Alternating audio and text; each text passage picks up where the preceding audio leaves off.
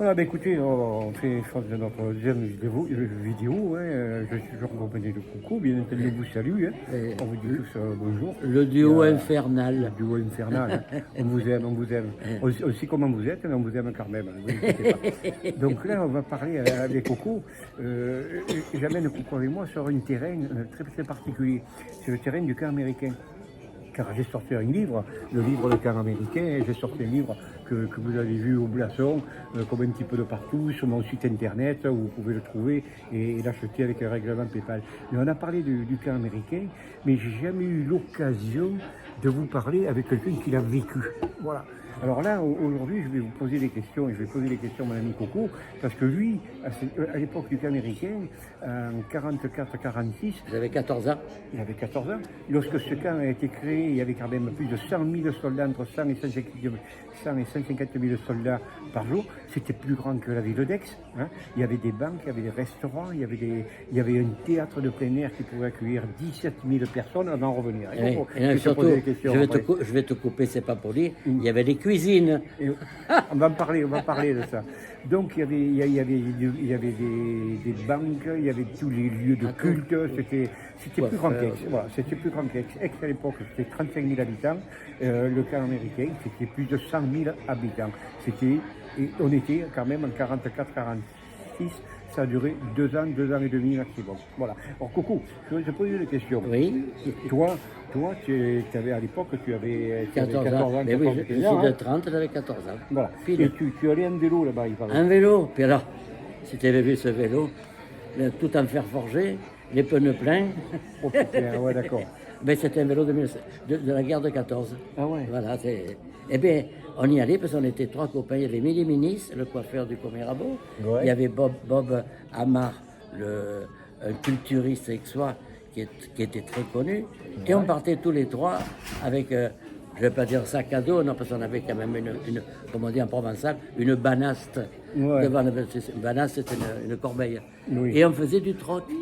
Moi, j'allais chiner chez mon grand-père qui était métayer à la ville à Minier. Ouais. Il s'occupait des vignes et tout. Du vin que j'amenais là-bas à la cuisine des GIs. Ah, eux, ils me donnaient des corned beef, des candy, écoute, un échange du vin. Et voilà, dans la bouffe, des saucisses. Parce que c'est vrai qu'à l'époque, il y avait la restriction alimentaire, il y avait les carnets, il y avait les tickets. Ah, les tickets, j'en ai encore à la maison, tu sais, les tickets. Ok, d'accord. Ah, ouais. Et bon, et donc, c'est toutes des choses que, c'est le souvenir, oui. sur mon lit de mort, j'y passerai. De bouffer du chocolat. Je ne savais pas le goût que ça avait. Pendant 4 ans, 5 ans, on n'en a jamais. Moi, petit. Et puis, alors, après, il y avait des spectacles. Oh, pétard. Là, j'ai vu. Oui, alors le spectacle. T'es allé au camp de théâtre où il y avait 17 000 places. Moi, alors, je me faufilais, parce que c'était interdit aux civils, mais les Américains, tu sais, comme j'étais un petit gosse, ils m'avaient pris à la bonne, et je me mettais dans un petit collant sur scène. J'ai même vu Clark Gable, qui était une vedette à l'époque, avec ses moustaches. Ouais. Mais moi, tu sais, j'étais petit, j'ai vu aussi Mickey Rooney, Mickey qui était... Et l'orchestre de Glenn Miller, parce qu'il paraît que Glenn Miller était mort, il a été descendu par les Allemands, ça je ne sais pas. Ce que je sais, c'est que sur scène, il y avait une immense... Tu as vu l'orchestre, voilà. Ah, voilà, maintenant, l'orchestre qui était là, ouais. il paraît qu'il était mort. Enfin, moi, je sais quand à 14 ans, mais c'était... Et c'est là que j'ai aimé le jazz. Ah, c'est là que tu as découvert le jazz, c'est grâce à ça. Ah ouais, voilà. Donc finalement sur le camp américain, là-bas, on referait un musée, on referait un monument et on referait le théâtre. Mon rêve, on referait un théâtre où on pourrait créer un festival de jazz. Jazz, on peut faire du théâtre, on peut faire... Mais, en fait, je ne sais pas à qui ça appartient, ce terrain. C'est la ville, je crois que c'est la ville. Je crois que les souvenirs sont bons. Je crois que l'Arbon, il appartient à la ville. Tu m'avais dit que maintenant, c'est foutu. Mais maintenant, on a les poubelles maintenant. Non, quand même. Non, mais ça avance. Ça avance. Je sais qu'ils nettoient, ils sont en train de nettoyer, ils mettent des caméras de surveillance.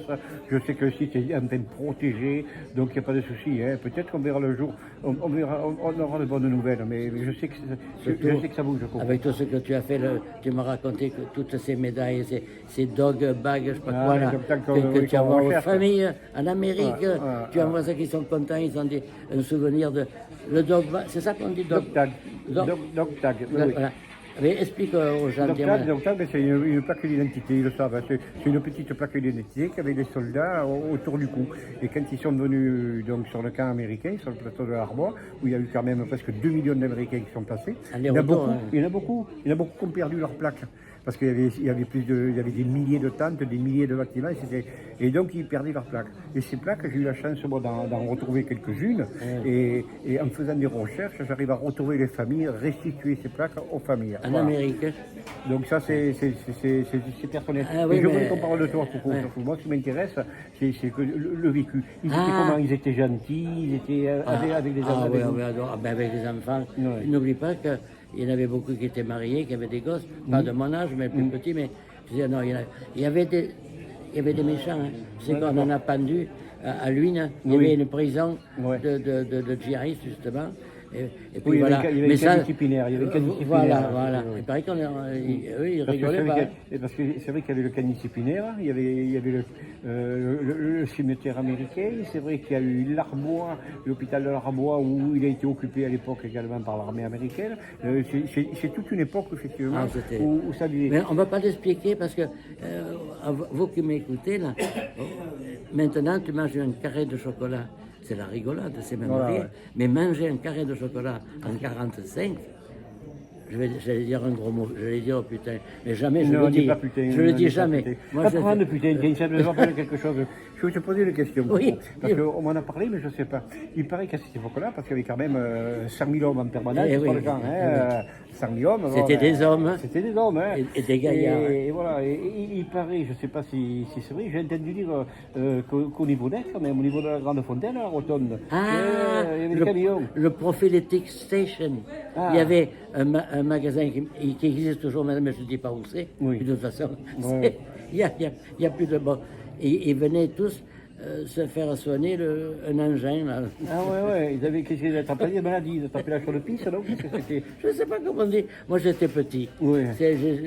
Et ils venaient, bon, je me rappelle. Et moi je connaissais John, il s'appelait John, c'était un black super gentil. Et j'ai apporté aussi du vin, des trucs comme ça. Et il me donnait des chocolates, des candies, avec ça.